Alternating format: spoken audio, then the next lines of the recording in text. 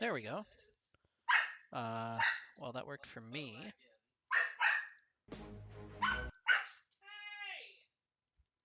No, not that one. How about this one? Oh, God.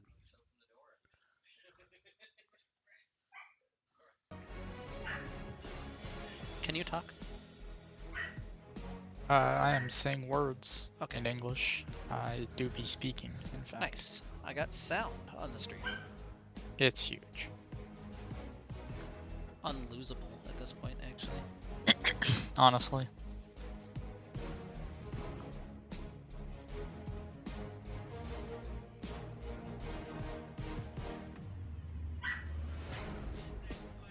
I was gonna say normally the stream could hear it really badly, but I had it just turned off, so.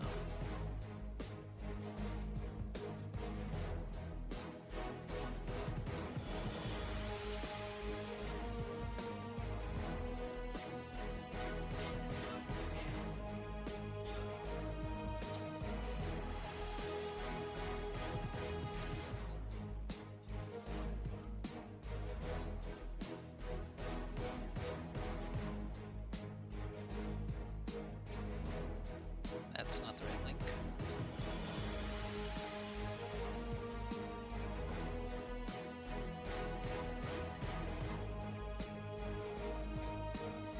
We go gym? Go gym. Why are you going gym? We go gym. Okay. I can see this is gonna be a productive conversation. It's mostly like when the voices get too loud, I start lifting heavy objects. And that seems to work quite well, actually.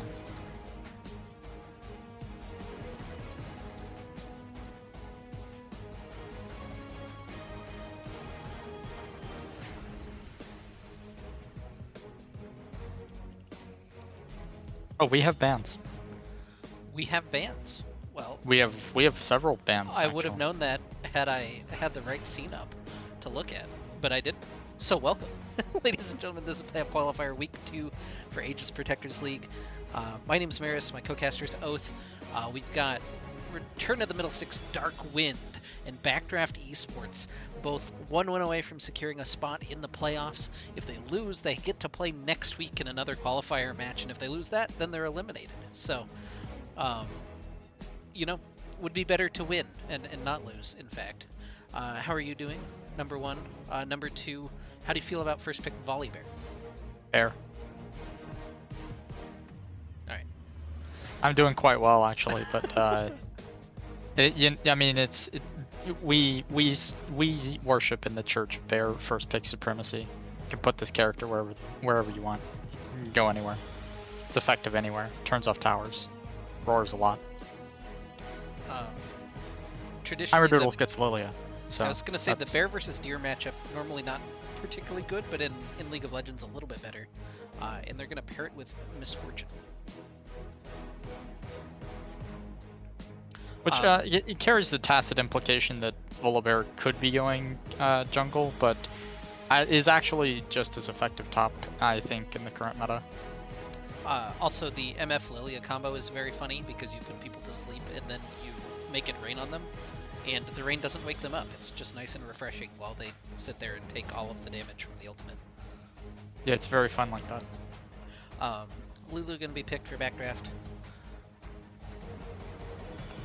That's a champion that they're prioritizing. I mean, like they've already locked the Lulu, so this is actually 80 carry Ashe, which I've seen do well sometimes. But you want to pair this with more things. Marksman is a notoriously horrible role on this patch, as far as I'm concerned. There are like 3 or 4 playable marksmen that aren't mages, and playable is a term I use very loosely. Mason's gonna grab his Darius, had the Aatrox banned, and goes to his kind of de facto second pick. I kind of like that. It's solid. It doesn't do too horribly into Bear if it is actually Bear top. Otherwise, hi-ho Silver, we play solo lane Darius away. Yep, now you have the opportunity opportunity to ban some stuff if you don't want to see it. So Talia, Wukong, gone. Didn't really note, but Seraphine, Shen, Zeri, Pike, and Kindred also were banned in the first phase. Now I've explicitly mentioned all of the phases on the screen. Fantastic. Yeah, Backdraft Esports choosing to ban mid lane Exodia. Kinda a fan of that. Yeah, and Alpal's had a great game on Talia during their first qualifier match. Just really unique, interesting placements of the wall in order to cut off angles and make sure that his team would win team fights. So good to see that gone, potentially, if you're a BDE fan. Lysandra gone. Gecko potentially also gone, and he is. So now Rodham looking for a bot laner. I also appreciate a bot Rodham laner. declining the landmark deck. Yeah, we're playing Curse of the Sad Bullet time. I never get tired of seeing this. Mostly because it feels like it should be illegal in most competitive matches, but it is in fact not. Bird. We bring Oath on so that he can identify animals for us. Shrema.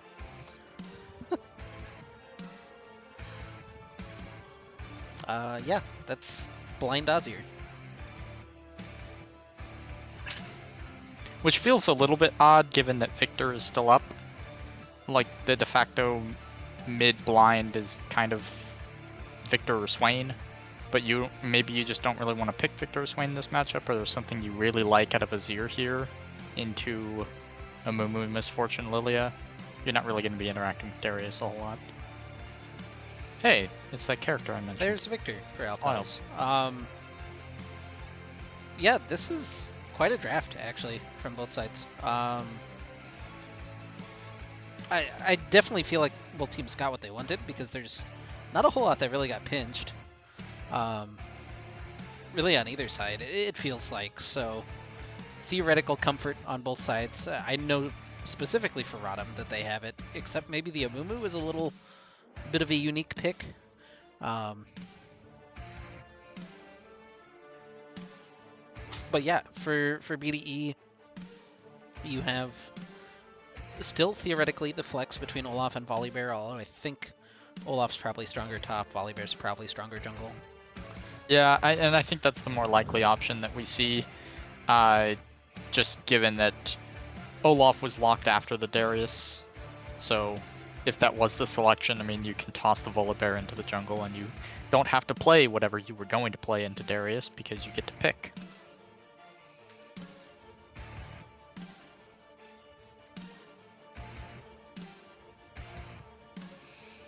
I think they were waiting for casters to ready up, but I wasn't about to give them the satisfaction of actually doing it. So, yeah, they're into second draft now. Again, mention this is playoff qualifier week 2, so you win and you're into the playoffs. You don't have to play next week. In fact, you get a bye week, which is very nice. And if you lose, you have to play again next week, and if you lose that one, you're out.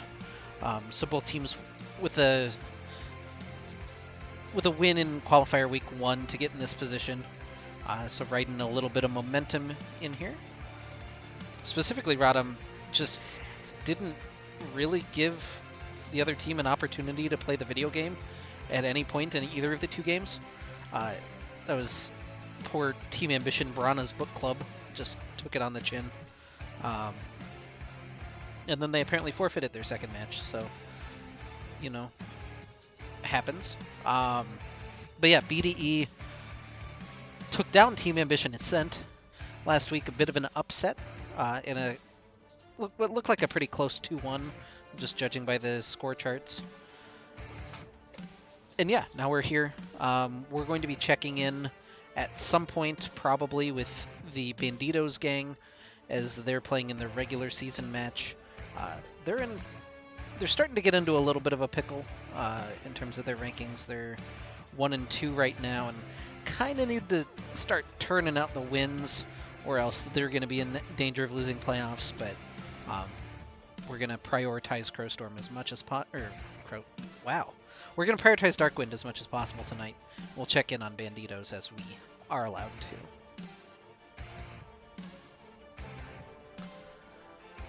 So, Kind of feels odd that we don't have a Diana in this draft anywhere. Maybe I have solo queue PTSD, but I really expected to see Sunfire and Nashor's Diana in this draft somewhere. Uh-oh. Oh no. I was very confident and swapped to the draft, and then all of a sudden, apparently Loker disconnected, That checks out. which is a little unlucky. And seeing as he hasn't like left the draft and come back, I'm a little Oh, worried about. There he goes. Okay. Hopefully he connects soon. I'll just put the draft back up on the screen, and we're gonna sit here for a little while longer.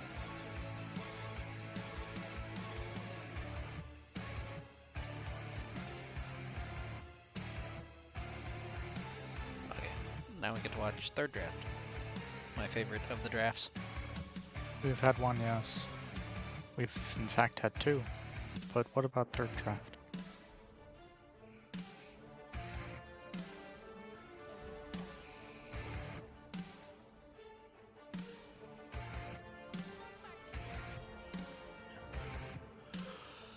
Oh, excuse me. Oh, I am so tired all of a sudden. I mean, I know exactly why, but Hmm. you can't just be like, "Yo, work was exhausting," because everybody had exhausting work. That's how it do be.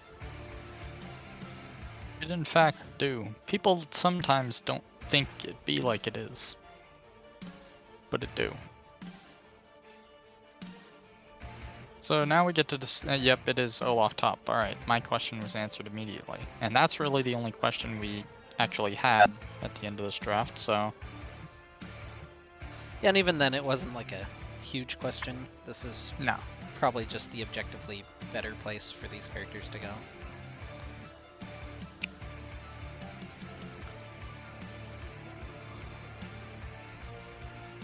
Also worth noting, sorry, trends. So Shurima, which was the group that Darkwind were in, went 6-0 last week in their qualifier matches. So all 6 of those seeds went to 1-0 in their various qualifier stage bracket situations. Looking like it might have been a pretty strong group. We'll see if that trend continues this week.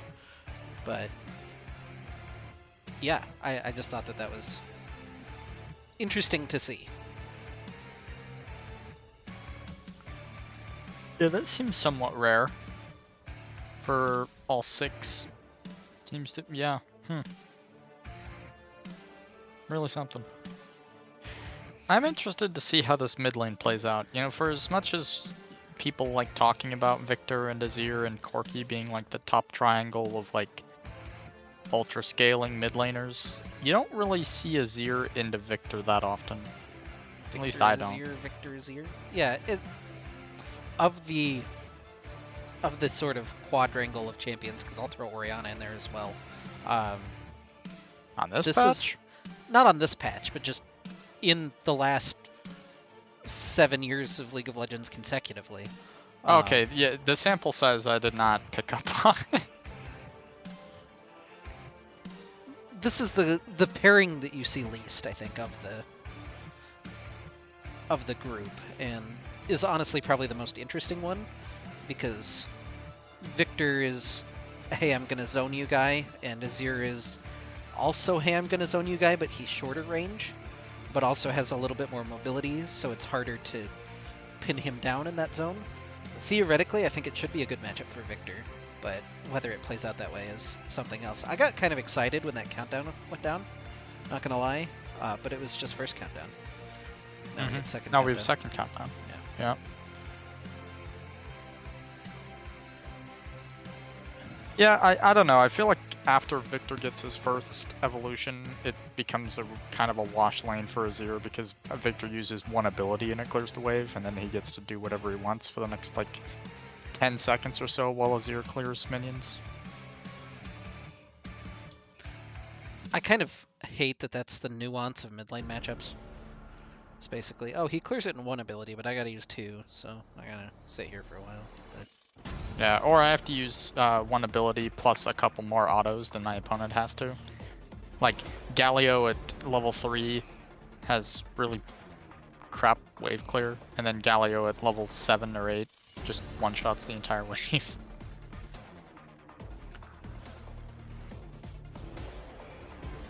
Like, I understand why that's what you're looking for in pro play. I just would hope that, or competitive play. I guess we can even go that far. I just want to see more exciting mid lanes, you know. Zed or Bed, honestly. Yeah. Although Zed can kind of do the same thing. He's just the assassin that kills the whole wave in like 3 abilities. But then the issue is that he can't do anything else once he uses the 3 abilities. Yeah, Zed's like a cut above the rest because his 3 abilities actually do clear the wave, whereas with Fizz, it's impossible to clear the wave in just 3 abilities. So, I mean, when you max it and you get enough, like if you're on track on your items, I think your E can at least clear backline, and then it's like EW to clear the front line. But the issue is if you EW, you're just in the enemy existence. yeah, you've used E, right? So which is you're illegal. either under threat or you're clearing under tower, and that means that yeah. And then you've got like alternatively, the answer to the AP answer to Zed is Echo, who has like the 1 ability clear and then actually scales fairly well. But I don't even know if Echo's like a better mid than he is a jungle anymore. I know See that the it's champion so rarely. I know that it's flex enough that it was banned this game, so Right. we've got that at least going for us. Anyway, that's a lot of mid laners that we don't get to see this game. Instead, it's Azir and Victor, which is still a shade better than having Orianna and Corki, so I'm all for it.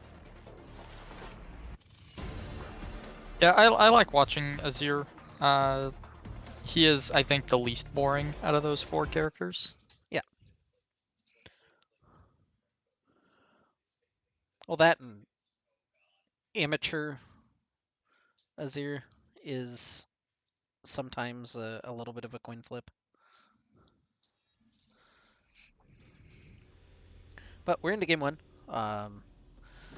BDE, we'll see if they have the BDE to carry on through and get another upset.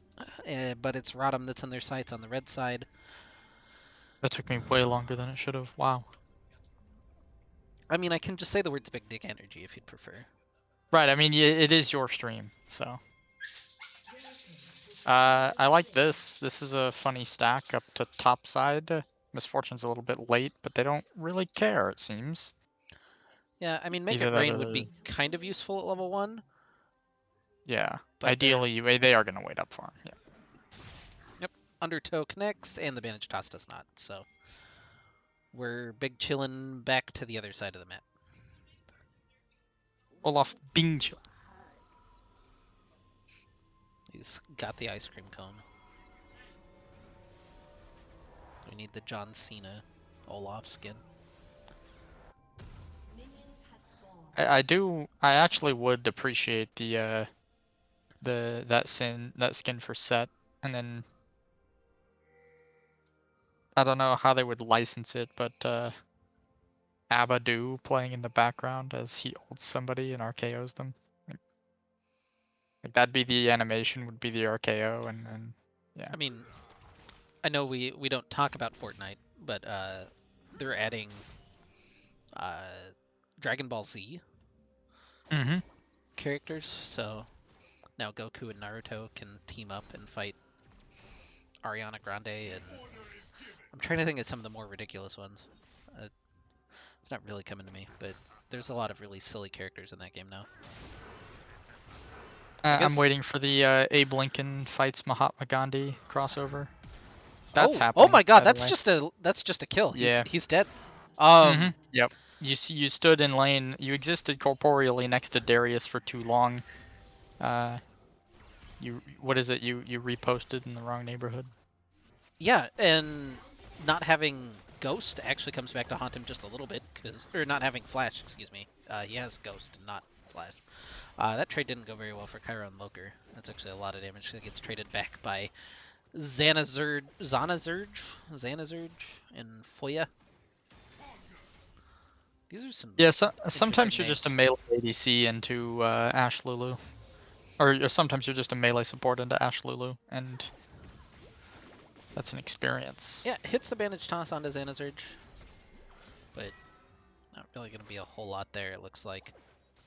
I feel like my game sounds are really quiet. I'm not 100% sure. Anyway, bandage toss, ignite coming down, and it's a kill for Loker. So 2-0 for return of the Middlesticks. Cairo trying to kite through the minions and live, but he doesn't hit that bandage toss instead of get traded back. But it's a double kill. I'm turning up the sound just a little bit. Yeah, mine is actually really quiet too for some reason. Maybe that's just a patch change. Who knows? It's entirely possible. Oh, never mind. My headset has variable like game versus chat volume, where you can turn one down in favor of the other, and that switch got well, it's a real or a This looks a little rough for Volibear. Yo? Yeah. That's a lot of good plays for Mason already, and Heimerdoodles is there to collect his first assist of the game, and now Mason I will get that get the to... level 3, but that bear melted. Yeah, the extra tower shot, I guess, plus... Yeah, I don't really That's know. fair. I guess that's just Mason damage, but he's only got an extra longsword. Yeah, I couldn't tell you.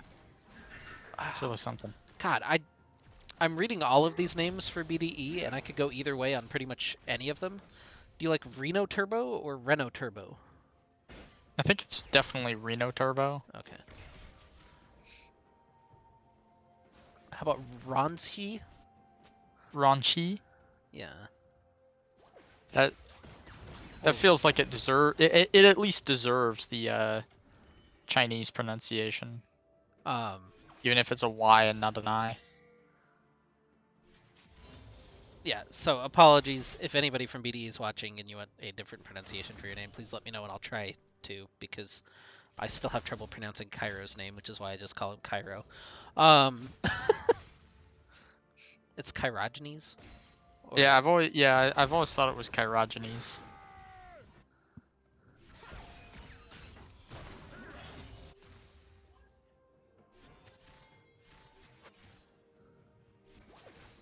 A little bit of early action from jungle, but not a ton. I mean, they're not quite finished with their second rotations yet, so. Yeah, and Reno's gonna slide down, take a pink ward, at least make Cloaker and Cairo think about what they have to do and force that wave into tower. Looks like they're gonna try a dragon, which catches Heimerdoodles on the other side of the map.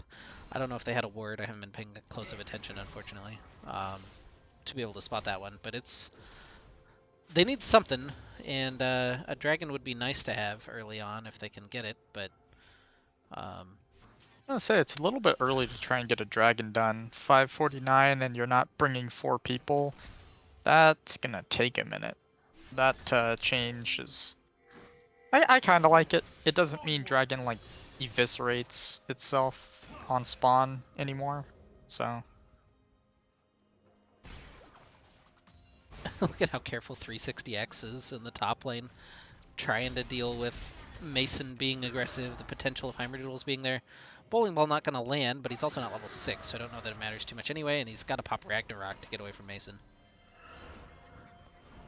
Yeah, good use of the ult, but it does mean he's forced off this wave, and if Mason is doing what I think he's doing, he's just going to freeze outside of his tower for the next... Oh, good 10 or so years. Shuffle onto Alpals, and Reno's there to collect a kill, so BDE finds a play in the mid lane and takes advantage of Alpals. Every time I do this, I feel like I'm hardcore hindsight 2020ing it, but I feel like you don't even flash there. Like, you just tip your hat to the fact that you got Shuffle Insect, and you're like, okay, yep, and there's a bear here, we're just gonna save the summoner.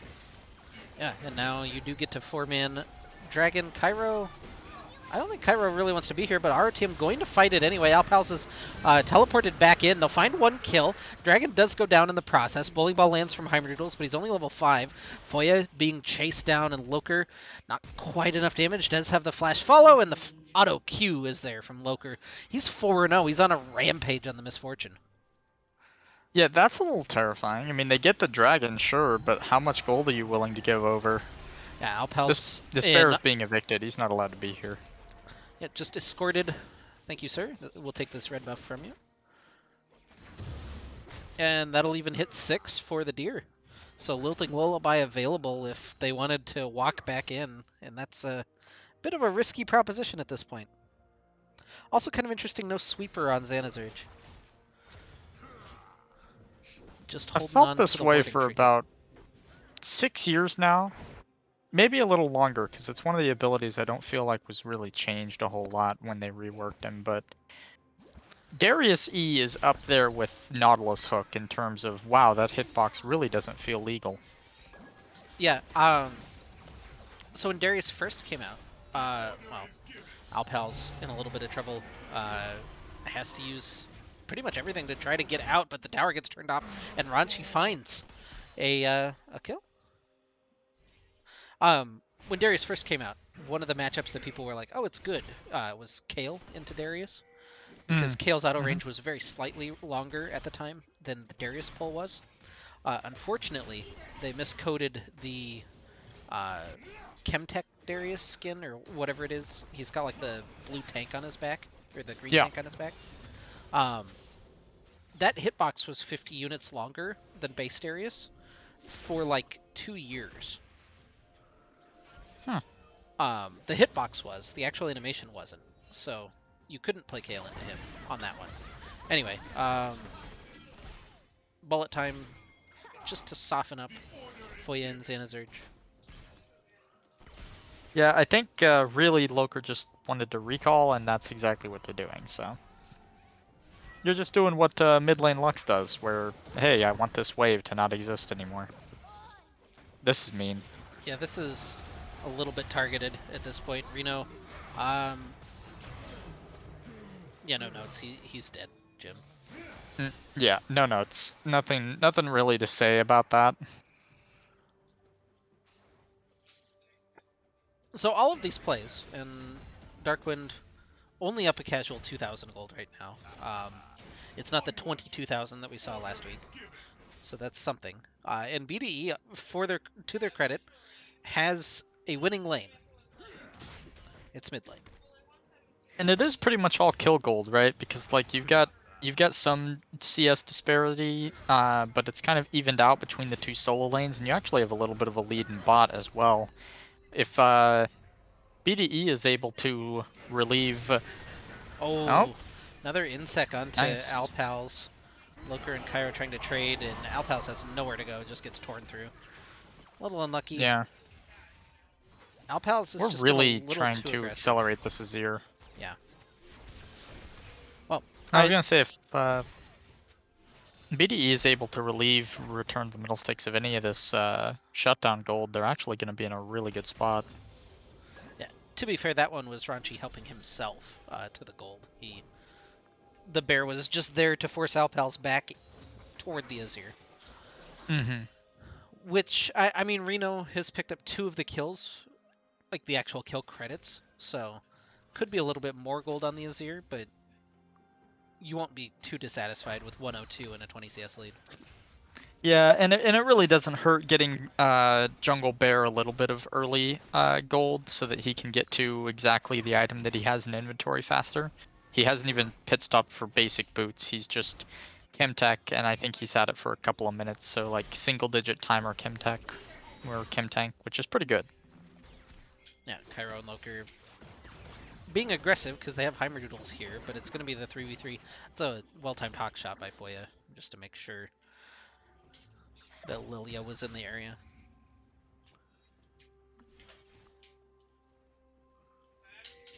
I feel like Hotshot occasionally gets somewhat underrated, but I feel like probably it gets underrated because it gets underutilized. That's such a good ability. I feel like On-demand vision that you can't do anything about. Yeah, I feel like the higher rank you are, the more you rate it appropriately. Loker's in a lot of trouble right now. Gonna get hit by a June Crystal, has to use his cleanse. Cairo's just trying to play linebacker for him, and it's not gonna be enough. The tear through finally comes. Heimerdoodles uses the Lilting Lullaby out in River. Here comes the rest of the squad, and my stream is froze. Excellent. Oh no. and I'm dropping frames. And in comes Cairo, flash manage toss, not quite gonna hit. Mason gets separated and flipped back in, stunned underneath tower, and it's a kill for Reno. Big shutdown goes to him. Xanazurge flashing forward for the Glitter Lance. Do they have any more slows? It doesn't look like it, so the 3 from our TM are going to escape. I'm gonna hit plus, but it's not gonna speed up at all for a little bit, so I'm just gonna be permanently behind Oath for a couple of minutes. That is actually pretty fun. I just get foreknowledge of everything and I get to talk about it in real time. Smart. Big brain. 1303. I don't know how far ahead you are. 0506. 1312. Yeah, that's not terrible at this point.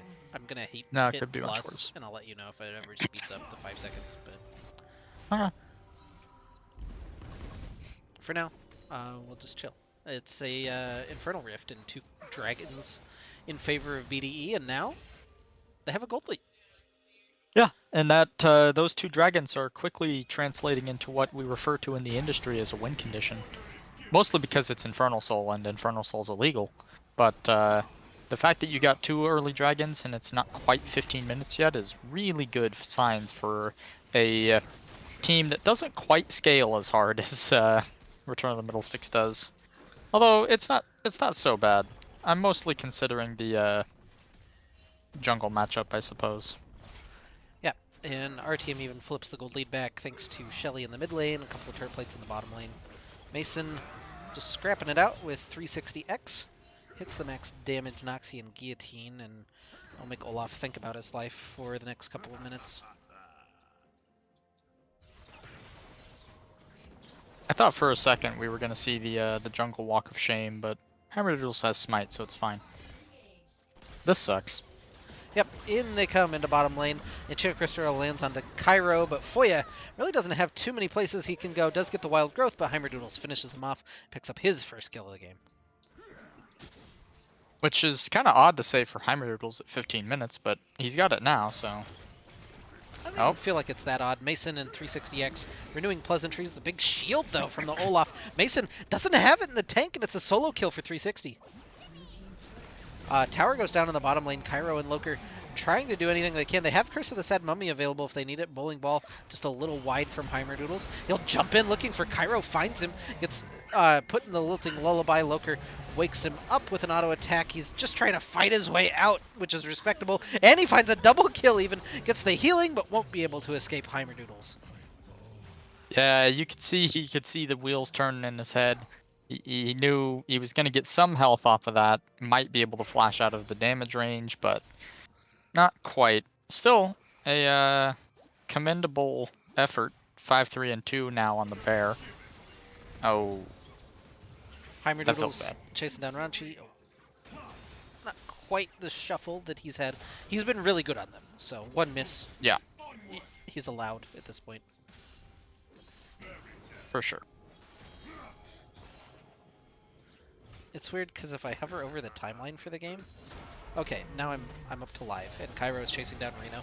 Hits the bandage toss onto him in the enemy jungle. In comes the Enchanted Crystal. Oh, not gonna find anything.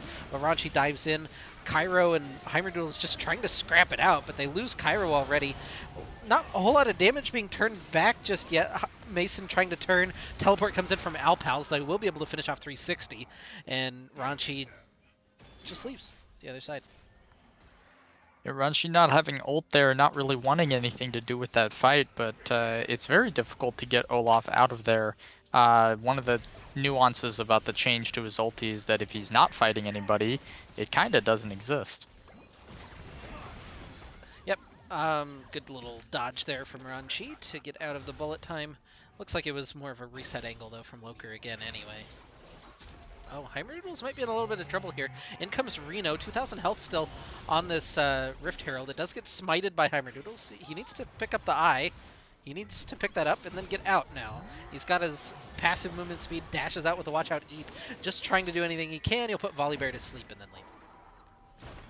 Yeah, that seems fair. That also seems quite worth it, given the fact that he actually got the eye. So we're gonna get Sheila on the Rift for Return of the Middlesticks, who already did pick up the first Herald. So a lot of gold swing potential headed their way. Plate's gone, but we do have a dragon spawning in about 44 seconds, and Yeah, I think that's really good. well, it was Oh. going to be the big thing, but now we have a game pause, so. It's not a very big thing anymore.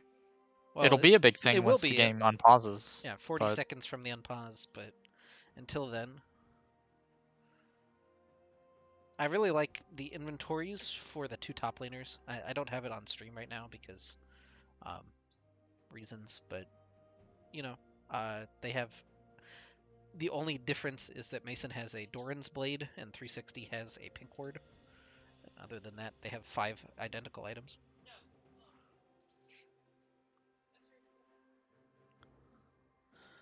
But yeah, um, we'll let you know what the pause is as soon as there's any information provided to us in the game client.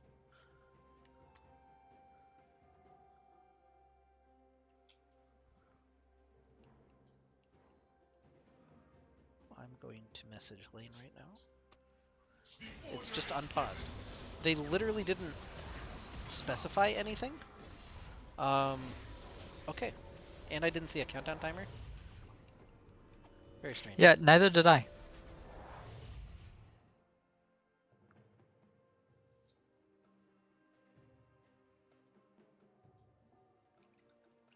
Now I've got the Yeah, I'm in pause. Yep. Mm-hmm.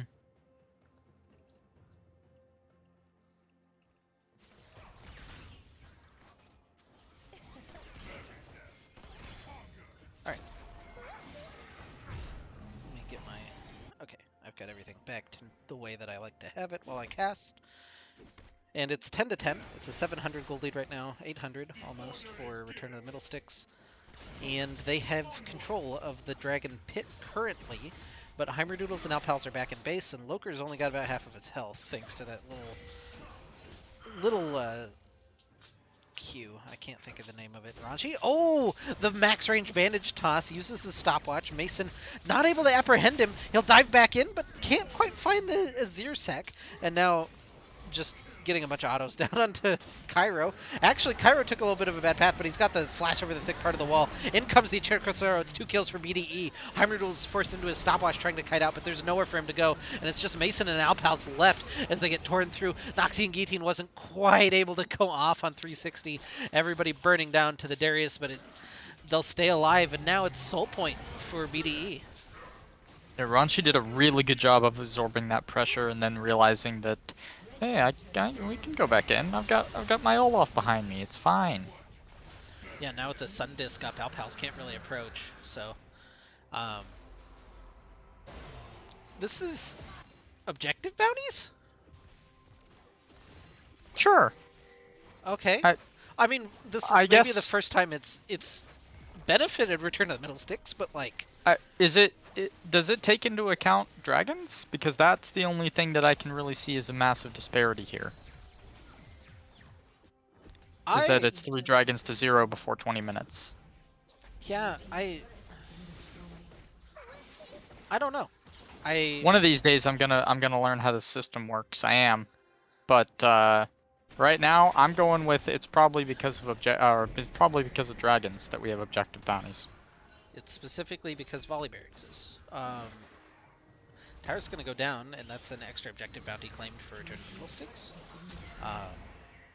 They should get top lane tower before too long as well, assuming Mason can continue pressuring there. Although he's fallen a little bit behind 360 in terms of items, so not the most sure thing. That's a nice little sidestep. He finally was able to get around the little embankment there, and now that Ashe ult's on cooldown.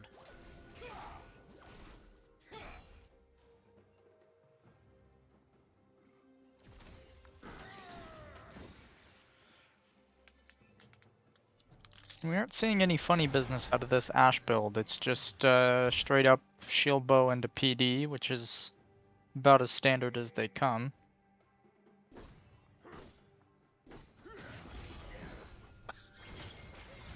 Um, 360 gonna be caught here, ganked by Heimerdoodles, and he'll eventually die. It's a shutdown that goes to the Darius, and Loker is able to escape Reno, which is honestly a pretty big win at this point in the game, as fed as Reno is.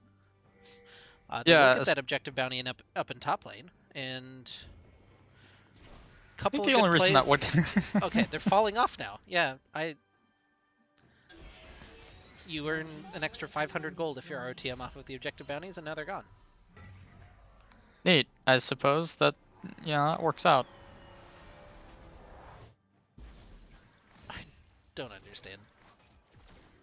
I think, Like I've questioned it a couple of times. Like usually it's why are they turning on so late? Because like the game last week, the Darkwind game, they didn't turn on until like 12,000 gold deficit. It was very confusing about why then.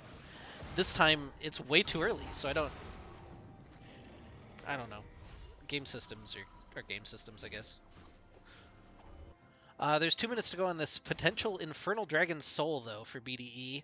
They're not in a significantly worse position than they were in 5 minutes ago when they had to fight for it, so it's a scary time, and maybe even in a better position because Ranchi finished up his Zanya's Hourglass. So he burned his stopwatch in that last fight. Now he's got the full item, and there's no real equivalent to that. I mean, Heimerdoodles has his Zanyas, but Alpal's is very far off the pace in terms of items right now. yeah, I think the more relevant thing is whether or not Alpals will be able to, and that's the two relatively relevant abilities down. You're gonna have Ragnarok back up. I don't know if you're gonna have Ghost back up. Not quite. I don't think you'll Not for quite the have it. dragon. Let's look. It's 210 right now, so Yeah, we only definitely had not. 90 seconds, so that's a couple more by my math.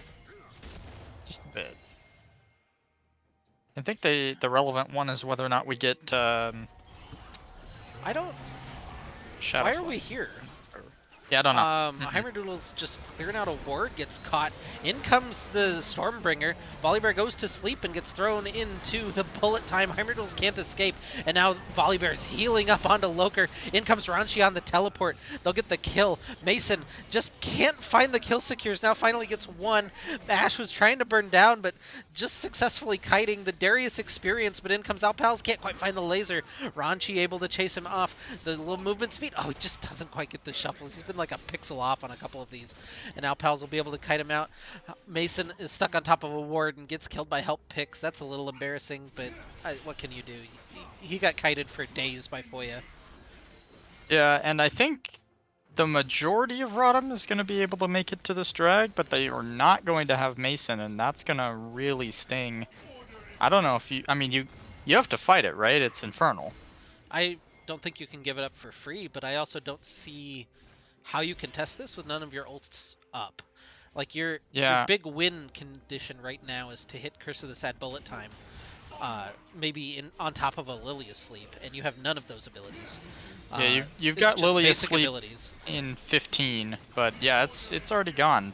And you have Ash ult for Foya. It. You're gonna have Ragnarok. It's gone. There's nothing they can do about it, and it's Infernal Soul basically for free this game. Just small tempo advantages for the first two dragons, a little bit of a situation over the third, and then the lost team fight turns into the fourth, and that's all it takes. I have to reiterate, I'm not entirely positive what we were doing there. That feels like such an uncharacteristic fight to take 90 seconds before the dragon spawns. But it's the situation we find ourselves in, and Return of the Middlesticks now fighting uphill into Infernal Soul pre-25 minutes. Yeah, it's still only 1,000 gold lead, which is basically nothing. Like, as far as items are concerned, we're entirely even, but like, Infernal Soul is... how much gold you want to give me for Infernal Soul? Oh, 4,000? 5,000? I was gonna say 6, but maybe that's too generous. I don't know. I feel like it's about on par. I feel like somebody did the math in terms of the actual stats, and it's like 3 to 4, but I don't believe that. At least 5. Give me 5. You give Ludens and good scaling on your Ludens to every character on your team. I feel like at least that alone makes it. It's just the Luden's proc though, and not the like. I can see how you separate it into less effective, but the fact that it's everyone and doesn't. I mean, and it's still AOE. Like it doesn't actually string out. Maybe it doesn't. There's way less range, but it's not single target. I'm going with my original answer. I'm gonna say 6.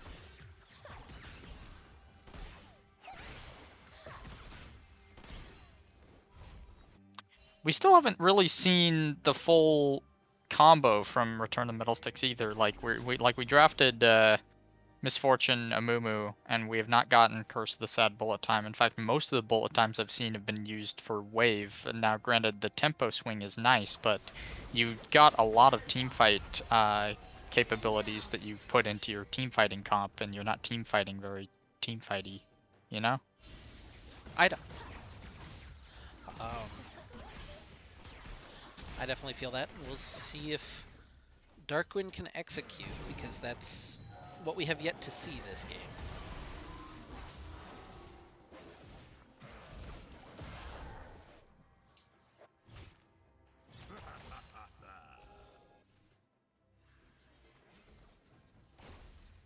You've got 3 items up on Misfortune. They're a little bit cheaper than the items that Foya's buying, but it's still 3 items, and that's good. That's a start. I feel like the game's winnable. This isn't like super doom and gloom, but it's a rougher No. position than Darkwind have been in any of their successful games, and this team notoriously this season has only 2-0'd or 0-2'd. So you gotta put a lot of stock into this first game, and we'll see if they can turn it around, because we got to see something a little special here. 360 not gonna find anything that he's really looking for, and instead we're just gonna circle back around the Baron pit. Alpals is in bottom lane. He's got teleport. He's I was gonna say the only one on the map with teleport, but 360s comes up right now, so you could put the Olaf down there against him if you wanted to. And in fact, they won't, because Reno is... I guess he's headed down there finally. He'll collect the wave before anything happens to it. We're shoving waves he's back just and gonna forth catch for it the last before it couple of gets to the minutes. tower. And there's a Elder Dragon that comes up in 2 minutes, and that's scary. Terrifying, actually. Given that I don't know that Return of the Middlesticks are any more prepared to fight over it than they were over the Soul, but... I'd say by being alive, they're a little bit more prepared than they were. Okay, you make a fair point if we're talking about on spawn, but the way I think about, especially objectives like Infernal Dragon, you're already fighting over Infernal Dragon, but like 90 seconds to 2 minutes before it spawns into the map anyway. Yeah, they're pressuring Baron, which is kind of interesting to see this side of the map being prioritized by RTM right now. I'd love to see either team have some wards around the Elder Dragon pit that's about to spawn in a minute, and there aren't any. So 360 by default is kind of the most threatening in that situation, and he is just going at this this tower in bottom lane, and there's no answer from ROTM. Okay, now there's an answer. We're gonna do Baron. Yeah, I mean, they're forced to respond, but he's already got 1 tower down. He doesn't need to stop now. All right, we're going to flip it, it looks like. 3,000, 2,000. In comes the teleport. Curse of the Sad Mummy was used. Alpals is dead. Cairo is dead. They get the Baron. They'll flip Mason in and take him down. Ranchi is fine thanks to Zanya's Hourglass. It's a double kill for the Azir. They're chasing down Loker and Heimerdoodles now. Sleep going to be used just to try to disengage the bear, but it looks like Loker's going to get out, and maybe Heimer. Heimer's out. So you got 2 Baron buffs. Lost 3 kills. Lost 2 towers. Maybe 3. Probably more. Probably 3. I think it's 4. Yeah, Before anybody can respond. I think it's 4. I don't know if it's an in-hit quite yet. They do seem pretty determined not to lose that. That shield from Lulu That's is enough fun. to keep him alive for just long enough to make it scary for Loker. And now Ranchi trying to flee. Heimerdoodles is pretty fast with the Lilia move speed. Can't find the E, and the 1 soldier is enough to disengage him. Actually, that's a teleport coming in from Alpals. They're still looking for it. He's zooming his way in. Power transfer core. Nothing really happening. Xana's Urge is caught. We're having supportal combat, which is interrupted by Ranchi. The Elder Dragon is smited. Oh no, this could go terribly wrong for ROTM. Loker gets popped and executed. 2 are down, 3 are down. They were able to take down the Lulu, but how much does that matter? Alpals can't quite finish off Ranchi in the process. Mason is left against Reno, but there's no reason for the Volibear to fight. He just takes the Blast Cone away, and there's still 3 left alive with the Elder Dragon buff. Mason Does he win this? I don't think he wins this. No, he loses this, and Oh, he's got the. he's got it. the ulti. He's Maybe, got it. Yeah, Okay. he's got it. All right. You're so, losing the base, but you do get the bear. Oh no. Yeah, Ashe and Azir are the only two alive with the Elder Dragon buff. No one currently has Baron, even though that was just taken. And Olaf is going to prevent Darius from recalling. Nexus turret number 1 is dead. Nexus turret number 2 under fire, but they're going to evacuate the base now after Cairo has respawned. Mason is still just fine, I guess. He's got the movement speed from his Dead Man's Plate up, so should be able to zip on out of there. And now you still have to be scared of Foya and Ranchi for the next minute or so? Yeah, just about there.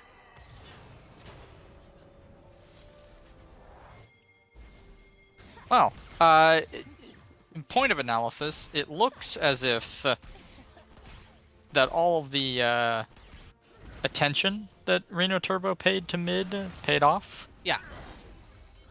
6-0 and 10 is a statement for sure.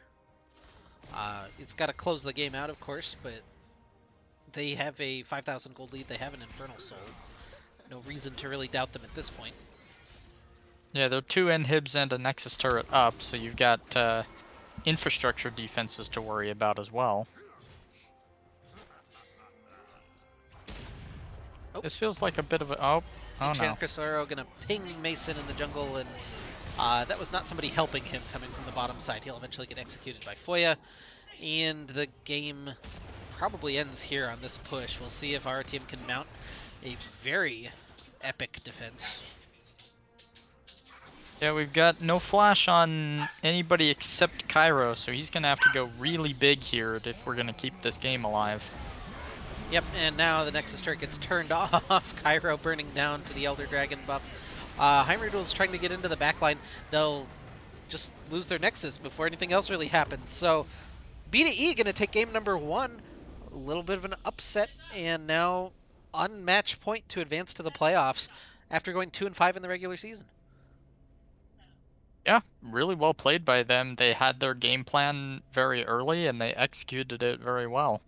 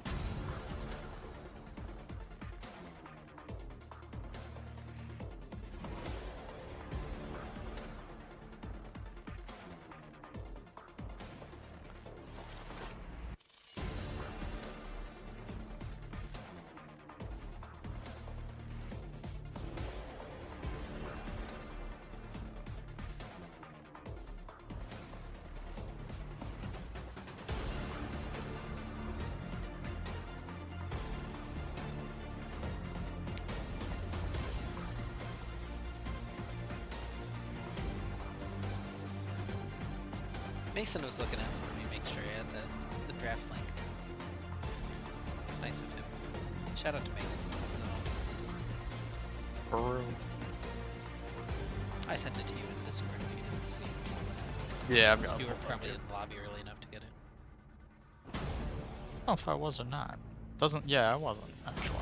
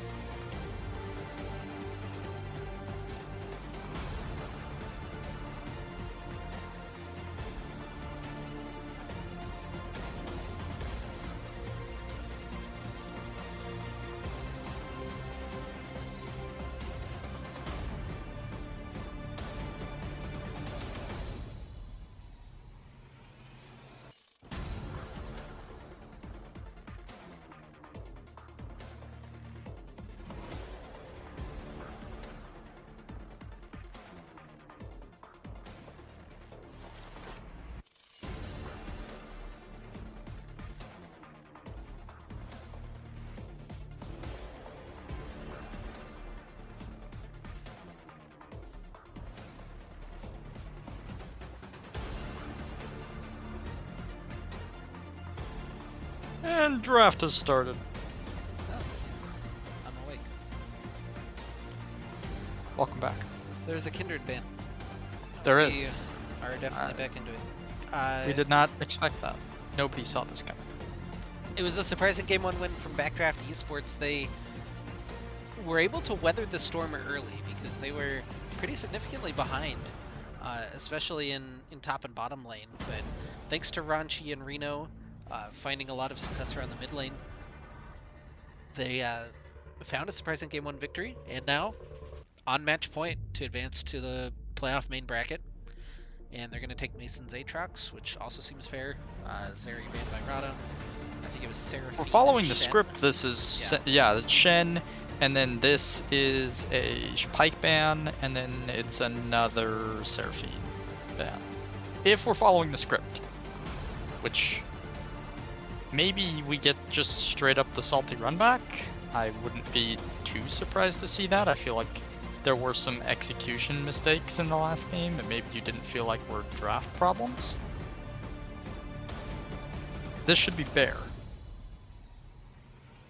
Unless we're going off the rails, this is bear. Yeah, we're very much considering this at least. So, could be something other than bear.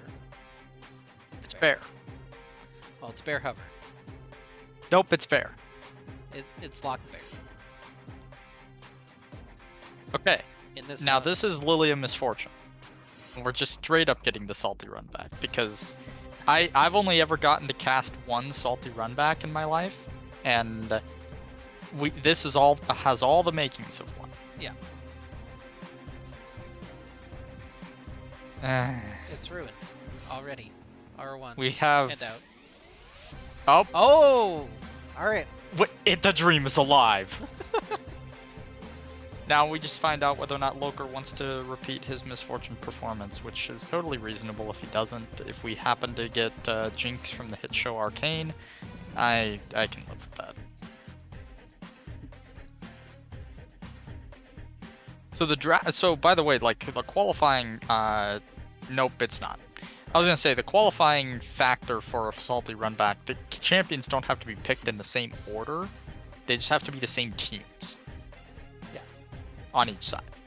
But we're getting Renata Glask instead. Probably star of the hit show Arcane Season 2, you would imagine. Yeah, I would kind of hope so, and no reason to not to go back to the Azir. Ashe seems fine as well. That helped them set up a lot of picks. Yeah, both of these picks seem entirely reasonable. Maybe you get something better into the Azir this time, but as far as BDE is concerned, hey, we don't have to change anything. We stopped with this last time. We'll stop with it again. Yeah, I'm kind of curious if this is the Talia before it gets banned. Because I don't know that you're worried about Loker eating too many ban. Like, You can eat 280 carry bans, and the third 80 carry, pretty much regardless, is fine. Right. I think this is Talia or Echo. Would make the most sense to me. It's Echo. I would have thought that Talia would be a better matchup into Azir, but the boy wants Echo, so give him Echo. Yeah, the boy wants Echo. We're not playing into Darius anymore, I suppose. Neither are we playing into Olaf, so that seems more like a response ban than it is we don't want to see Darius specifically. Well, so we'll have to see something new out of the top laners, unless, of course, 360X wants to pilot Bear. Yeah. No Lulus, no Yone. What does Mason play here? Normally I would say the Lilia is a flex, but I've never seen it not go to Heimer when they actually get it, so maybe he plays something a little more boilerplate? Well, I'm just trying to think what else Mason plays, because those are his 3 champions. There they are. Right. That's them. I'm looking at them. So what's the 4th pick for Mason? It's not Draven. That's probably not. That's probably not it. That's Loker. That's the 22,000 gold lead specialist in the bottom lane for Loker. Yeah, Draven run out of glass, kind of funny. Fight or die, except Draven really loves fighting. It's fight or die, except you have an Executioner as your ADC. Yeah, that's a solid pairing, and you get counterpick for Mason. Makes a lot of sense. BDE have to show their hand a little bit here. Or maybe there's a lot of magic damage already, so it's probably not something magic oriented. They're not selecting characters. We Dr. go Mundo. Dr. Boring. Mundo. Dr. Mundo. He goes where he pleases, and where he pleases is probably Jim. Dr. Mundo. I see we're excited for Droben in the chat. We got Dr. Mundo. We're really doing it. This is also going to take their entire time. Oh my god, it's Yumi. Oh no. Yumi Mundo! Yumi Mundo, Yumi Bear. When you really just can't go where you please enough. You can now please more territory to go to. Alright. How do you pick into that? Camille? That seems reasonable. Camille. Yeah, I also enjoy having Cho'Gath ult on a 4-second CD. I'm not sure that's enough, but we'll find out, won't we? Dude was hovering support champs and lost full composure in the mouth. I don't know who they're calling out specifically, but you've been called out. Somebody on BDE. Maybe their coach. I feel like their drafter was like locked into the support category, and whoever was picking Yumi wanted more time. Who can say? Although, I mean, if you see the enemy team R4 Draven, Mundo Yumi does seem reasonable. How does Draven ever kill that? How does Draven?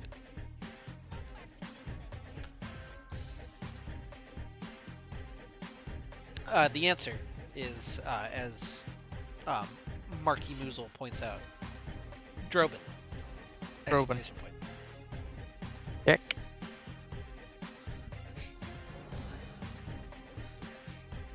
So. Yeah, I don't know. I'm not a massive fan of this draft from Return of the Middlesticks. It just seems a lot more difficult to execute on than what BDE is picking up for themselves here. So traditionally, I think that they've had more success when they've had more difficult to execute drafts. So I don't know that that's necessarily a barrier for them, but you make a fair point. At the same time, this is not Lilia put people to sleep while you MF ult them. This is much more complicated, and I don't doubt their ability to kill Ashe and Azir. I do doubt their ability to kill Volibear and Dr. Mundo.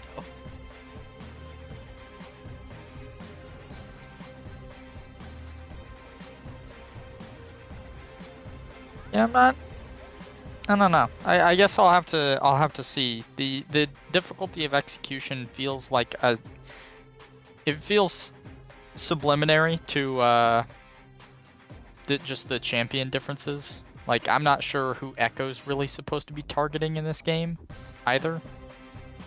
It just feels like, in terms of like vague champion selection, they identified their issue last game as, we never killed Azir. Let's get a bunch of champions that can do that. And they did. And they have almost 5 champions that can kill Azir. Unfortunately, there's a rest of a team to kind of worry about in that equation. So I think that this game will be much more difficult to play for Ranchi, who basically just ran the map last game. Had a really, really good Azir game. But now has to avoid Echo damage, avoid Lilia damage, avoid Camille damage, avoid Draven running at him. It gets slightly more difficult. Yeah, it gets more difficult until Azir picks up his Hourglass, and then you can effectively ignore at least 2 of the characters that are running at you, because they should just die in the span of it takes for Hourglass to be over and done with. Yeah, well, we get to wait again for 3 more minutes, so thank you guys for joining us. If you don't follow the stream, please hit the follow button. We do really appreciate the support. It's 1-0 for Backdraft Esports. They're on match point to advance to the playoff main bracket. Again, whichever team loses this best of 3 will play again next week in the ultimate qualifier match. Another best of 3 that if you lose, you're out, and if you win, you advance. So, a lot of pressure, not necessarily on this game, but on the whole process right now. And if you're curious, you Rodham fanatics out there, Banditos is down 1-0 right now to ID Eclipse, which ID Eclipse is the top team maybe in the league, but in their group right now, so having a little bit of a rougher one today. We'll see if they can turn it around in game 2. And we'll check in on them if we're able to at any point. But right now, we're not. We have 2 more minutes on this. Oh.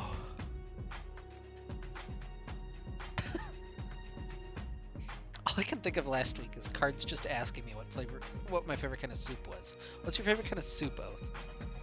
I actually have a traumatic childhood experience with soup, explained and that it to does me. not allow. Yeah, it does not allow me to eat, to consume the food. So, no, don't. I wish like that I could eat soup. So, is it all soups, or is it specifically like soup orient? Like, could you eat a stew? Could you eat a pho? Like, so it's interesting. It's a consistency thing, right? Like stew doesn't work for me, even though most of what's in it is solid because there's so much actual liquid. But I can eat chowder just fine, which is a little bit weird. Bisques don't really bother me as much. How about a chili or a ramen? Chili I can eat, but I don't like a whole lot. Ramen works fine for me. Chicken noodle soup doesn't work quite as well, but when I eat ramen, I typically don't leave as much of the liquid in it. That's fair. Have you had like a fancy ramen, or is this just like cup noodles? I used to go to one of my favorite places in Orlando when I was down there for college, was Jinya Ramen Bar. Went there with my roommate. That was once every like 3-month kind of thing, because Jinya Ramen Bar was very expensive, but it was very good. I feel that the college budget. Yeah, it was a lot like that. Yeah, I have not found an equivalent place up here. Yeah, my roommate and I would go to Raisin Cane's every Friday, and then we started to run out of money, so then we had to stop doing that. It's a little unfortunate. That is unfortunate. Cane's pretty good. We had a number of bulk food hacks that we performed with delivery services. Like there used to be a flyer Pizza Hut put out, and one of the coupons was just way better than all of the other ones. It was like their big dinner box thing where you got like the pizzas, breadsticks, and a full-size pasta, and that was like $10.99. We would just buy that and eat on it over the whole weekend. Yeah, so that sounds about right. Yeah, for the 2 of us, we spent about $6.50 in total, and we got food for at least lunch and dinner for 2 days. No one really bought anything important. No. As you can see, Loker's in the little gamers room apparently, so we'll be on a pause for a little bit here. Did Foya have Ghost last game? That seems like a tech. I'm not entirely sure, but no, Foya had. I honestly couldn't tell you.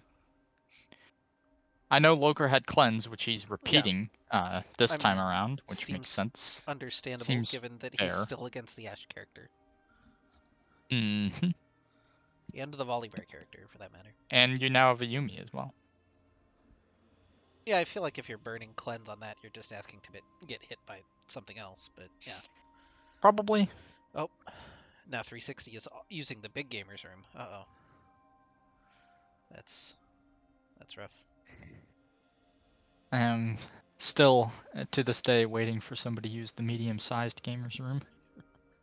Yeah, Where is the representation? It's weird that we built all three of those of different sizes. People just use the big one or the little one. Right. Also, I see that there are some BDE people in the chat. If we're butchering any names, please let us know, because I do want to have them at least somewhat correct. But here we go, game number 2. You like the color palette there? A lot of purples coming through. Names have been fine. We're doing it. Damn. Nice. Easy money, honestly. Okay, now I've got the funny pause. Yeah, we're doing the extra repause pause. Okay, that one wasn't very long. We're right back. No, that one worked. That one worked fine for me. Ronxy. We're close. I was just too white for it.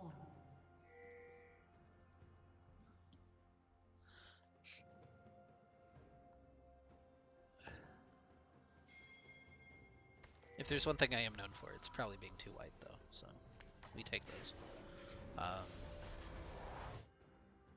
The McDonald's Sprite just a little too spicy for me. Gotta tone that down.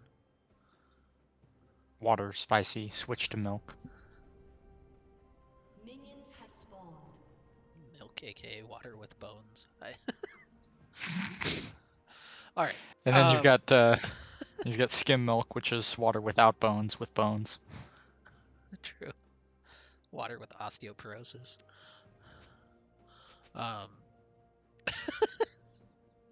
I have osteodepression. I really like the type of cells. So you have osteoclasts and osteoblasts. Osteoblasts build your bone, and osteoclasts break it down. Huh. And your bones are constantly growing and like ungrowing. But, right. And they're also always wet, which disturbs me on several levels, actually. Yeah, if they weren't wet. All of you is pretty wet, honestly. Like you make a fair point. Statistically, you're statistically just speaking, you're just wet. Yeah, no, I don't have too much to say about the game. We're clear in opposite directions. Reno started on his blue buff, doing the full clear Scootin' Boot, and so is Heimerdoodles on his blue side, headed toward top lane, which kind of makes sense given what you're hoping to see early on. I think you need to get Mason an early lead in order for this lane to be particularly fun at any point. Meanwhile, Loker, like ideally you'd want to target the Draven, but that's almost too overdone, right? To target the Draven on the level 3 gank. Plus you want him to get a couple more stacks, and they can earn their own 2v2 kills or dodge the bear, whatever they have to do. We dodge bear. Which I think is very likely given that Reno Turbo is on this side of the map. I like that the smashing the passive plus the sidestep on the cleaver actually did more damage to 360 than any of the abilities had done to him previous to that. Right. Mason pushing a little bit. Does have the passive down. Oh, wasn't quite able to find the hook shot, so not going to work out there. And now Reno good handshake from Cairo to try to help disengage, and the stand aside from Loker is enough to make sure that they can escape. So both junglers a little bit sad to start out with on their first ganks. Yeah, just a little bit. We're doing a pretty good job of avoiding junglers this game. And Mason's gonna have a huge wave here unless he can manicure that just a little bit. I don't know that you can fight directly into this. He's got Ignite. Never mind, he can fight directly into that, as it turns out. First blood for Mason, which is something that happened last game as well. This one a little bit later, and now he can collect that wave.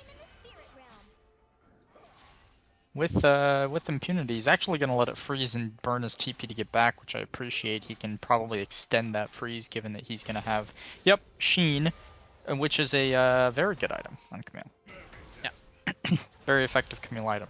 Time. I also think it's interesting Alpals has the electrocute. I don't know that that's like particularly novel, but you can just see the type of traits that he wants to go for against Ronxie.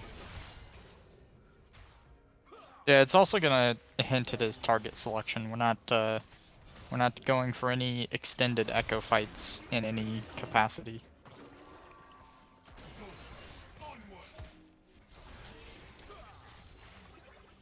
Which are historically not quite as bad as they sound when you hear the words extended echo fights. Yeah, I mean, I watched Echo in the hit show Arcane as well. And it turns out if you play like a rap song in the background, he just turns into the ultimate badass. So. Yeah, that seems reasonable. Granted, he was just fighting an 80 carry at the time, so I don't know how much you can really take from that.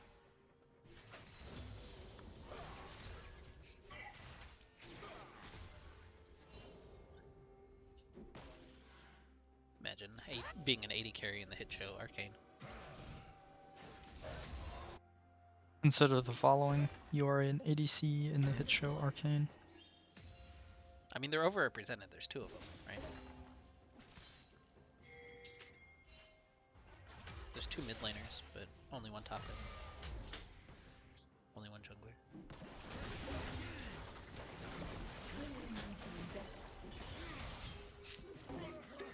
360 using his Sadism ultimate to chase down Mason. Puts him into the Hextech Ultimatum, trying to get the minions to help him out, and they're just not doing enough damage to 360, so just kind of man modes through Mason without the Ignite. Yeah, it turns out Ignite's pretty good into Mundo, and not having it is not very good into Mundo. Yeah, Cairo trying to walk in. He needs the handshake. Not quite able to find a good step by Foya to avoid that one. A little bit of damage being returned by Loker. Heimerdoodle's hanging around, but now the rest of the escort is here with Ronxie getting the big shuffle back in. Loker gets ignited. He's fighting or dying, and it's dying. The Ignite finishes off Foya, but Cairo falls as well. Net positive for BDE. Yeah, I mean, decent that Return of Middlesticks is able to get one back. Unfortunate that Loker is not able to cash in anything before that happens. Yeah, the W almost allowing him. He really needed one, maybe two more autos. Just kind of depends on if that shield had actually connected from Xanazurge. And now Dragon. We have not seen our team be able to take a Dragon this series, and that's going to continue at least 7 minutes into Game 2. Yeah, and the bowling ball was a little bit close. yeah. Sleep going to come through from Heimerdoodles, but gets avoided by Stormbringer. He's a little bit separated from his squad, so will eventually fall. Alpals is going to be the one that picks up that kill. That's a pretty good donation. We're pretty happy with that.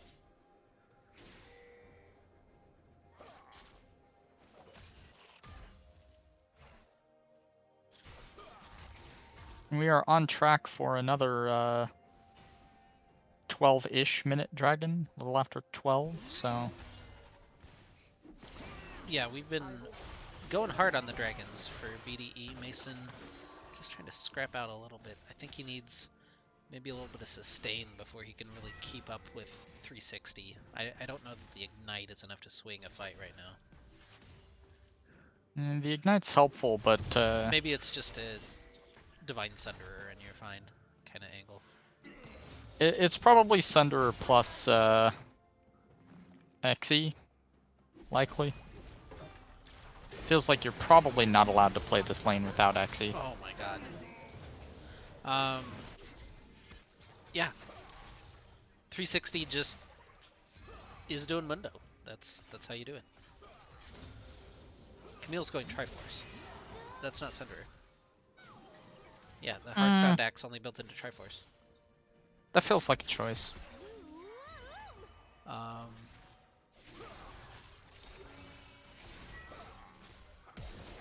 Yeah. Oh, Foya. Oh, the flash handshake, but Enchant Crystal Arrow available for Foya, so I don't think this works out for Loker. He's really willing to try, though. One more auto, he's got to dive in. He just doesn't have the damage, and so Foya wins.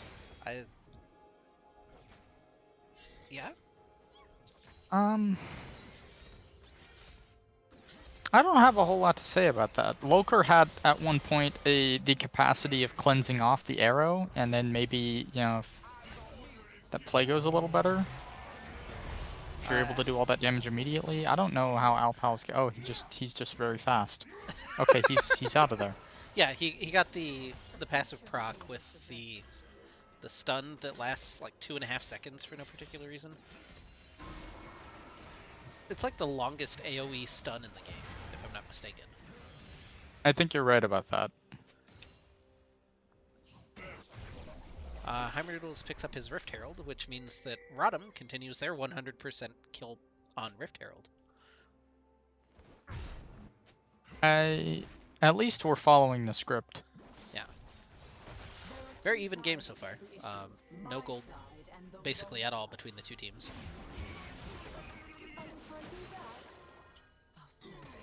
I love the sound effects on that particular Mundo skin.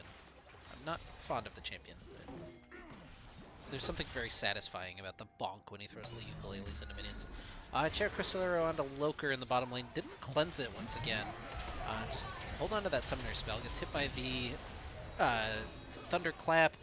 Has the stand aside, but Volibear is very fast and he is merciless. W gonna turn on. Can Loker get the cash out in time? It's not quite there. Instead, it'll be the sleep coming out of Heimerdoodles. He'll get the watch out. Eep gets one kill. Foya in a little bit of trouble. Xanazurge can just dash in. Heimerdoodles flashes for the Q, but it's not quite enough damage. And now the two mid laners gonna scrap over this tri-bush, but again, an extra kill goes to BDE. Yeah, and it feels like in an effort to get Loker safety or a cash out or both, we are just kind of hard losing bot at this point. I'm particularly surprised by Loker's unwillingness to use cleanse. Oh, the Chrono Break back out. Okay. It's the extra. Now he's in a little trouble, but I like that from Alpals. Maybe that was the thought behind the Echo pick. Not sure. Yeah, I kind of like that. It worked out fairly well that time, especially getting the extra damage down from it onto Ronshi. Ronsi? Ronxi. Ronxi. That's what I'm missing.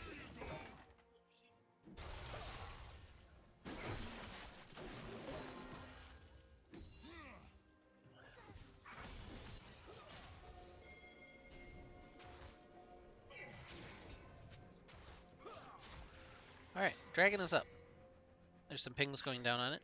Heimerdoodles is on the wrong side of the map for it. So you'd imagine this gets handed over. Yeah, teleport to the mid wave from 360. Means that you got 5 on this side for BDE. Mason's half health. I don't think this is a contest from ROTM if they're clear-headed right now. It's not a contest. It really shouldn't be, but at a point in time you do have to start contesting these eventually, and I'm not really sure when you get that done before soul point is a problem again. Yep, there it goes. Let's see what flavor of Rift we get. We'll drop Rift Herald in mid lane. It's a Cloud Soul, which normally you'd be like, eh, but Volibear and Mundo with Cloud Soul seems a little silly. Unnecessary even. Now, alternatively, it is also pretty effective on Lilia.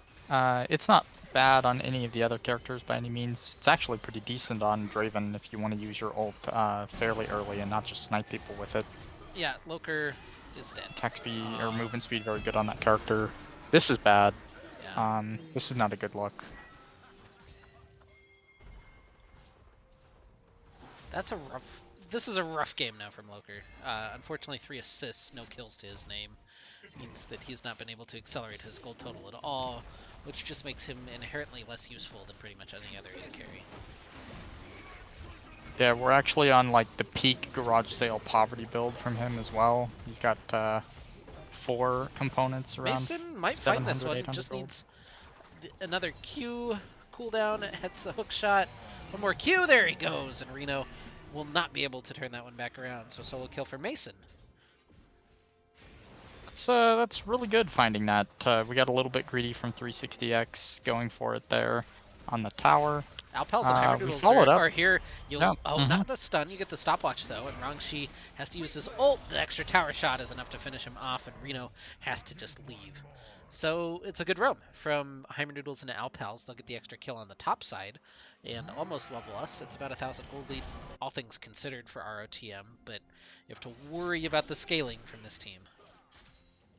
Yeah, you definitely do, especially given the characters that you've selected. I mean, of the assassins, Echo actually scales quite fantastically, as does Camille, but I'm really starting to worry about the spot lane. Loker is... the window for him to be useful in this game is closing. Yeah, really needs to find a cash out, a little bit of extra gold here before too long. Mid lane turret will help. Isn't, of course, the complete answer, but he is very vulnerable to this Azir right now.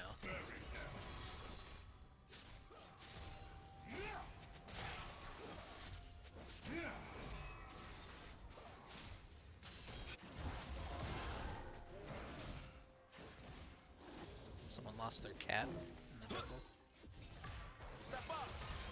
Long walk for Xanazurge. I'm a little disappointed it's a Moonstone on Yuumi. Whenever I do happen to really want to climb and I subject myself to the support role, I will play Yuumi Ezreal occasionally with a friend of mine, and I always have to remind him not to forget his cat in base because he does that a lot, and I'm not making that walk. I actually just won't do it. I'll sit there. I'll wait for you to recall. I don't care. And Channel Crystal Arrow hits Mason. Lucky. Rift Heralds, the archenemy of ROTM. Looks like it's going to be killed by Heimerdoodles and Cairo. So They really do seem to have a vendetta. Yeah, 4-0 Rift Heralds in favor of ROTM. Unfortunately, 7-0 Dragons in favor of BDE. Kind of a weird situation in these first 2 games.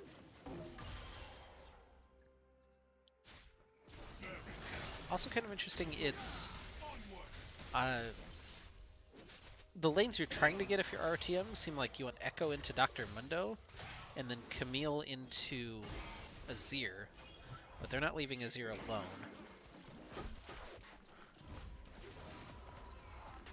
They're not It looks like we might get... yeah, I mean, we're actually just kind of ignoring bot lane. It looks like we might get Azir walking out to it now, but they've also got this dragon spawning about 40 seconds. Yeah, he's just going to head back mid with his cat, and nobody's going to go bot because it's not shoving and they don't have to. Yeah. We have brought Mason down. He's not going to expend the TP. He's actually just going to be here for this one. This is going to be the dragon that they choose to... Heimerdoodles is going hard for this one. It's not going to really pan out for him. Berserk from Cairo wakes people up, but I don't know about this one. It's a double kill for Foya. 360 just rolling through the backline now. Mason and Loker trying to defend. Loker can't quite get the damage down onto Foya, and Alpals just has to chrono break it out. I don't think he lives through this, actually. I don't... Oh, maybe? Does he have enough footwork? He's doing alright. Yuumi heal? Okay, he's fine. 4-0 though, off of... I don't want to say a team fight that you picked, but kind of a team fight that you picked if you're ROTM. Yeah, I mean, There were members of our team that picked that team fight, for sure. Yeah. That's the type of moment in the game where if it's solo queue, you just get a bunch of FF boat spams in your chat. But I feel like that's unlikely, so now Return of the Middlesticks has to find a way to get back into this game. And they also find themselves up against the soul point wall here in a second.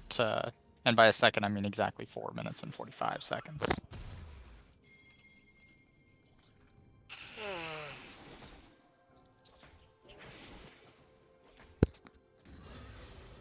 Yeah, it's a scary situation to be sure for RRTM now, really up against it. You do have Sheila available if you want to use that. In fact, it's going to run out before too long, so hopefully you do. And it looks like the play might be top lane here for Heimer Doodles. Oh. That was a quick little sidestep by Heimer.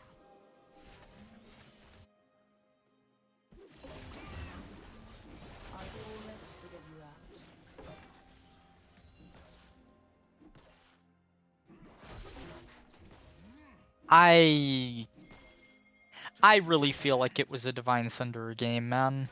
Yeah, I don't know that there's a whole lot of argument for the Trinity Force in this one. This should be a kill on 360 eventually, you would imagine. Okay. I don't think you can pass up on the healing, let alone that it's just better into the Dr. Mundo character. Alpals is in a bit of trouble, but he's got a lot of movement speed, so he might be fine. No ult. There's a from lot of Freya. movement speed. Yeah, he's actually just out of there. Now Mason tears through this top lane tower. They're even going to get Sheila to crash into the tier 2, you would imagine. They're just starting Baron. I will... yeah. Okay, that gets spotted. Loker is fine, presumably. Alpals is fine to clear. Sheila is still alive in top lane right now, and it's about to crash. Does it get the charge? I don't think so. Yeah, I got the charge. Okay. There is one thing I will give the Triforce over Sunderer, but not by a lot because Sunderer is still a Spellblade item. It does push a little bit faster, a little bit harder. So if you're committed to splitting and you're not really ever looking to team fight like 5v5 with the BDE squad, which feels reasonable, then Triforce does feel like a better pick. But I'm not sure how you're ever really supposed to answer your lane opponent. Like this is only a better pick if you're solo side lane. Oh.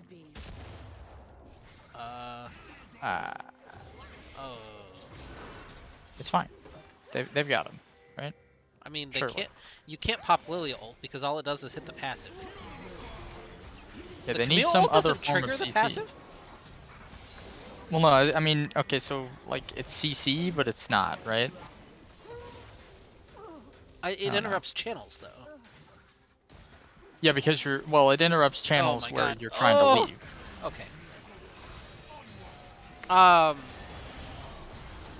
BDE's on Baron. In comes the Renata ult. All that does is cause Ashe to attack Volleybear over the wall. Alpals can't quite get the steal. He's got the ult, and he's back out. Ranchi can't quite find anything. Oh, now gets the scoop onto Cairo, so they'll get the extra kill on the end of that one. That's unfortunate. Yeah, no real place for Cairo to go. No fault for him being there either. That's just the cost of doing business. This one is not. Loker did not have to walk up, and instead he's going to die.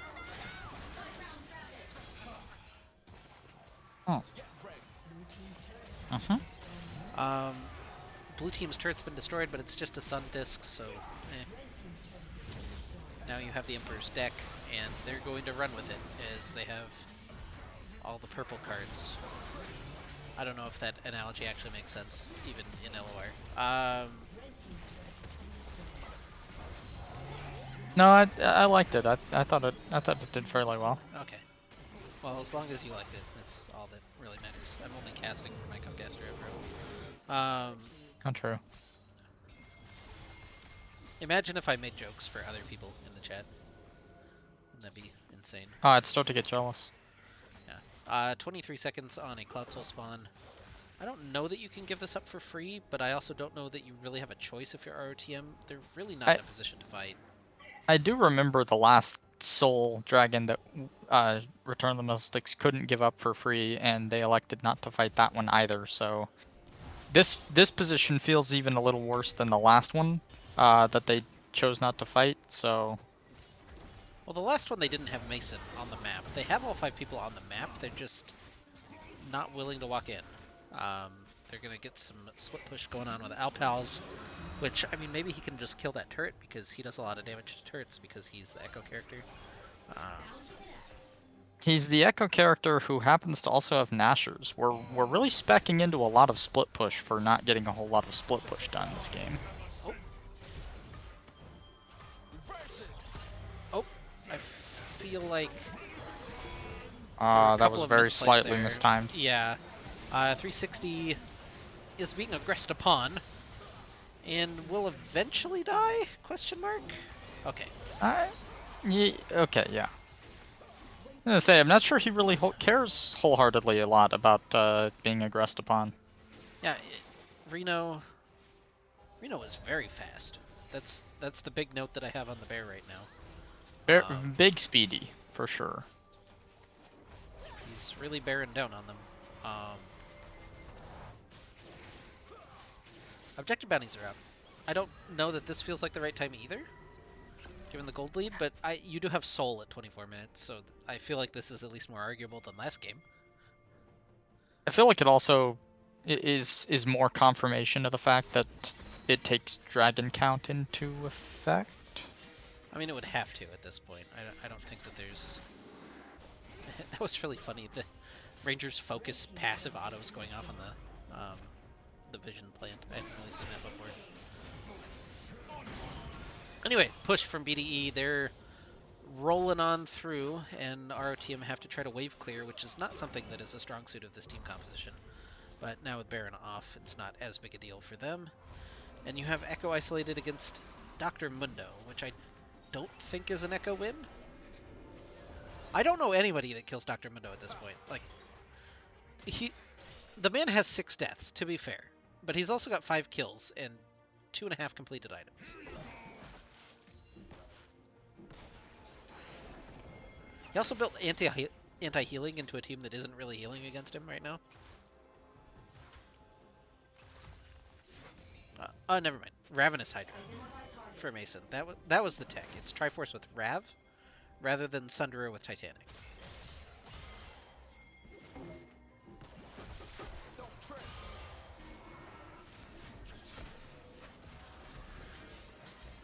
I think we lost just disbelief in the absolute state of Camille builds right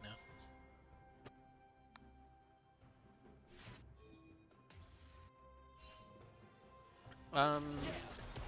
They're looking for Mundo again. I really don't know what happened to Oath. I hope he's okay. He had a Discord accident and just stop being here. Reno, Ranchi, and Foya just tear open this tower. Xana's Urge even offering to help out with an auto attack. Very generous of the cat. As BDE circles on through, handshake onto Reno, but I don't think they're looking for it. Ranchi, though, is looking for it. Has the knockback onto Mason. Has the Exec Ultimatum just to buy a little bit of time. Sleep coming through, but it's only going to be onto the Ash. They immediately awaken him. Mason has to dive back out with the wall dive, and there's nothing there as the bear zooms in out of nowhere. It's a double kill for the volley bear. Loker falls as well, a double kill for Ash. And Alpals is the last one left alive, and he takes his first death of the game on the doorsteps of his base. It's an ace for Backdraft Esports and the look on the Nexus Towers.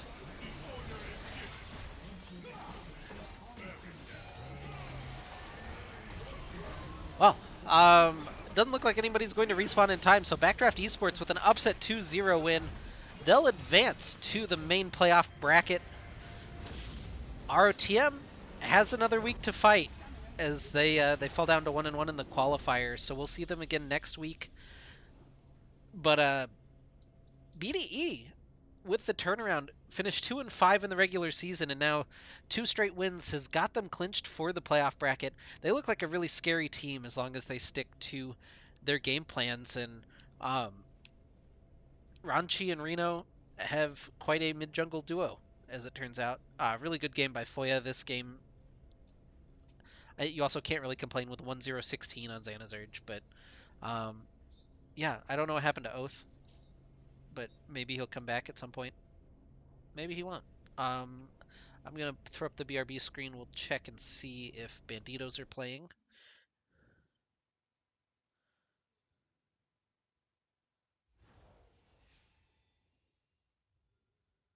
And Banditos are not in game, so we'll assume that their game is over. And oh, he messaged an admin chat. That's a weird place for it. Okay, they are done. So that'll do it for us tonight. Tomorrow night, we've got 4 teams in action, including more playoff qualifiers. Yeah, that's all I've got. So come back tomorrow, and we'll see you then. Go watch Aegis. Let's see who's playing. I don't know either of these teams, so go watch this. Yeah. What a scuffed outro. Great job, Maris.